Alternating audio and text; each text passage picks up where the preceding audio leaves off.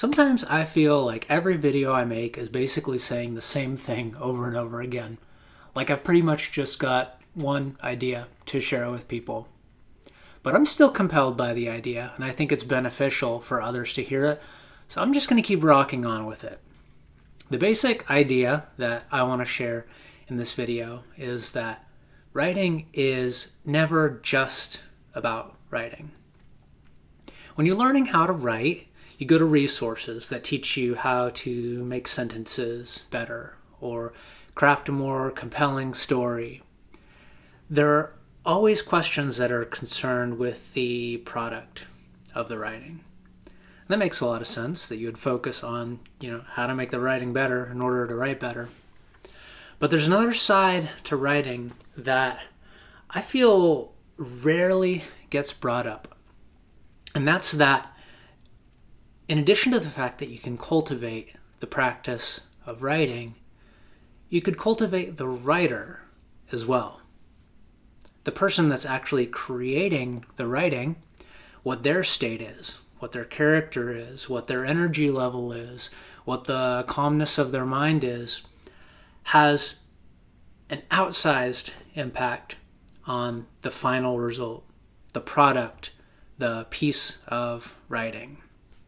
That's the idea that I can't get out of my head, and in every single possible way, I try to think of ways to express this idea, because I don't see it out there too much. So I'm going to approach this idea of cultivating the writer from a different angle in this video. In my own personal spiritual practice, lately there's been a theme that has come up over and over again to the point where it's impossible for me to ignore it. The basic theme is the idea that right now I should figure out how to receive nourishment. That seems so related to this idea of cultivating the artist rather than just cultivating the art, that maybe I'm just taking this video as an opportunity to meditate on how I should get better at receiving nourishment personally. But I hope that as I ramble and think through this topic, that you as a writer or an artist might find a way to benefit more from a personal practice too. That maybe you can, from the words that I say, you might maybe figure out a way to receive more nourishment yourself. When you've got a car, like that car's job in a sense is to get you around to places. But the car needs gas. It's not just going to drive around forever. It requires a certain input in order for it to keep doing its own thing. Likewise, as a practicing artist, there's something inside you that gives you what you need to create. And it's not just food. It's not just calories, right? It's not just sleep. You could eat and drink and sleep and replenish yourself in that way all you want. But there are other components to being an artist that is crucial for putting out something that is beautiful, meaningful, and reflective of your own particular vision.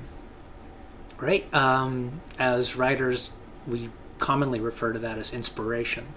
Right? You need inspiration to keep creating the stuff that you want to create. Otherwise, a certain part of you dries up and you end up with writer's block, for example, or burnout, or all these other, diseases of modern thinking that creative people often fall into if they lack a certain type of replenishment. So, I've been spending time trying to answer the question for myself, what does it mean to receive nourishment? Maybe it seems like a total waste of time to think of such a basic question, but for me, I found it really meaningful to notice that it's not obviously clear to me right now what it means to receive nourishment. In my head, I'm aware that it's important for me to continue to nourish myself.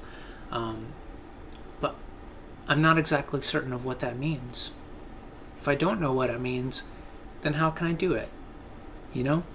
So I found a value in taking time to take walks around a park and to think, what does it mean? How do I nourish myself? How can I find that nourishment specifically? Some of the ways I think are pretty obvious to everyone. If you take it from like a basic food perspective, put good things into your body, put more good things into your body, and put fewer bad things into your body, right? Have some kind of a boundary around your personal life of like, I'm not going to allow like unwholesome things to come in. I want just wholesome stuff to come in. So in a sense, receiving nourishment has to do with constructing a kind of routine or a discipline of a barrier that doesn't allow as many bad things in as good things. And I think that's a valuable and important thing to consider. What am I bringing in to my life in terms of my food, of my choices of entertainment, the people I hang out with, basic patterns of living? What things am I bringing in that are not nourishing to me, that maybe I could keep at bay so that there's more space for good stuff to come in? I think that's one way to consider the question. Another is the quantity of things that you bring into yourself. You know, if you just stuffed your stomach full every day with foods, then even if you're bringing in lots of good stuff, if you're bringing in so much into you that you don't have the capacity to digest it all, well, then that's not a nourishing environment for yourself. So one of the ways that maybe you could consider that would be like in terms of information, right? If I keep reading and reading a bunch of books and I never stop, I never ruminate on what I've just read, then more likely than not, maybe I'm just not going to remember what I read. My brain might get overloaded by the information, and I might develop a kind of burnout or fatigue just from information overload. So one particular way you could consider nourishment is by limiting the quantity of things that you bring into your life, of only bringing in as much as you know you're able to digest, as much as you know your digestive system, your brain, your energy can handle, and setting a barrier to not allow any more than that. At the time of this recording, we're in the middle of fall, and this time of year for me personally is a much lower energy period. I almost want to hibernate this year as fall has come in. I still have the same number of things that I want to do. Like I'm motivated and inspired to write all these different things and to hang out with people and to do projects around the house. Yeah, I'm an adult now, so I enjoy doing projects around the house for some reason. But my own energy levels are limited in this time of year. And so having an awareness of that, of not taking on more than I can chew, again, there's a food reference. Our idioms really contain a lot of wisdom in them. Of not biting off more than I can chew, I can ensure that my body can stay healthy and nourished in a time where it has real limitations.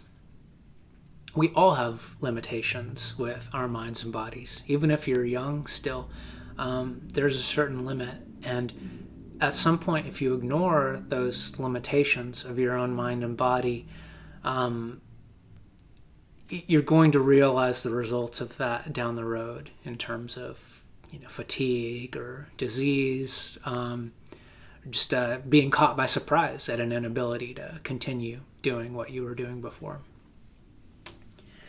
And then I've thought of one other component of receiving nourishment. Well, I shouldn't say that I've thought of this. It's something that I've read in spiritual literature, and I've been trying to comprehend it. And that's that nourishment does not just have to do with what is coming into you, but also what's coming out of you. If you enjoy reading the I Ching, which is a Chinese spiritual literature, you could read Hexagram 27 and see what it says about this idea. Or if you're a lover of the Bible, you could consider Jesus's words, it is not what goes into your body that defiles you, but what comes out of your body that defiles you.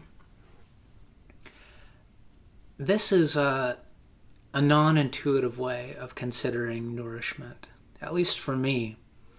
And that's that nourishment ultimately is not about the outside, it's about the inside. The state of who you are internally.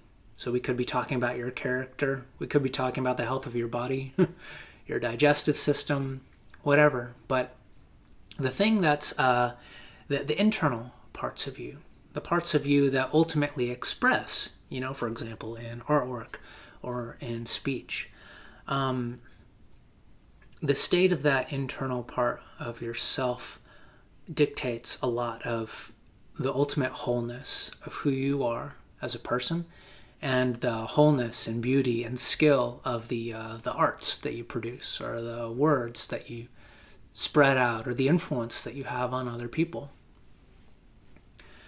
So for me, this has been the most important subject for me to meditate on and consider is in what ways are my thought patterns nourishing to my family? In what ways are the ways that I spend my time nourishing to other people? And with regards to myself, the ways that I think, the ways that I live in the world, the ways that I spend my time, in what ways are those cultivating wholeness within myself? I want to live in a way that ultimately makes it easier for me to accomplish my goals. So even dispensing with morality and religion and all that, I got plans, right? I've got practical concerns. And I want to live an internal life, a thought life. I want to have a schedule that ultimately makes it more likely that I'll be successful in achieving the things that I want to. Like, for the purposes of this video, writing good books. So in this season where my energy levels are lower, I've been spending more time considering that kind of question. How, rather than expanding and doing more stuff, how can I look into my character and refine it in a way that that ultimately just makes my life better? And the result of that will be that something internal to me will be nourished. Something inside that's important not only for the motivation and inspiration I have to create work, but also to create a work of beauty by my own life. Because an artist is someone who creates work, but ultimately the deepest and truest art that you create as a person is creating a life. And as much as possible, I think it's good and wholesome and worthwhile to figure out how, through my life, I can create something beautiful, so that my own life, in a sense, will end up being a work of art that benefits and blesses others and is ultimately a beautiful thing to see. Thanks for watching. I hope that in this fall season you feel nourished. You make lots of beautiful art. You have lots of awesome experiences, memories with family and loved ones. We got holidays coming up and all that. Thanks for watching. I appreciate you all. Peace.